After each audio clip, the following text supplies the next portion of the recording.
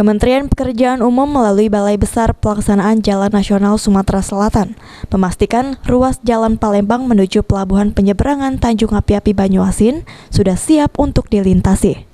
Menurut Kepala BBPJN Sumatera Selatan, Ki Agus Syaiful Anwar, pengerjaan jalan sepanjang 63 km ini sudah 98%, sehingga bisa dilintasi saat menghadapi Natal dan Tahun Baru ini. Khusus untuk menghadapi Nataru, Kementerian PU melalui BBPJN Sumatera Selatan telah melakukan persiapan, salah satunya dengan menempatkan posko di sejumlah titik strategis. Untuk ruas Palembang Tanjung Api-Api, posko akan ditempatkan di STA 26. Untuk alat berat kami siagakan 1 unit dump truck. Ada 3 personil yang kami siagakan selama masa angkutan Nataru. Kondisi jalan ruas Palembang Tanjung Api-Api saat ini sudah jauh lebih baik dibandingkan tahun sebelumnya.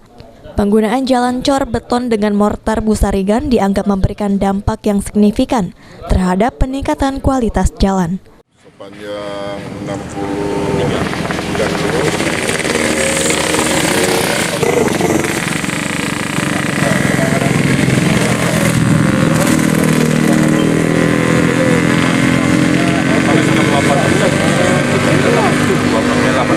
Sepanjang jalannya 63 kilo, kemantapannya 98%. Jadi tahun ini ada penanganan multi-years sepanjang 21,6 kilo,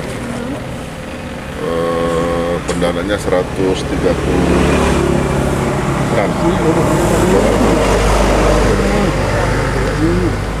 Ini sudah hampir mendekati 100% sebenarnya Pak ya? Berarti sampai ke Pelabuhan Tanjung Api-Api kondisinya mulus ya Pak? Iya. Susan Oktaria, Abidin Rewanto, PAL TV.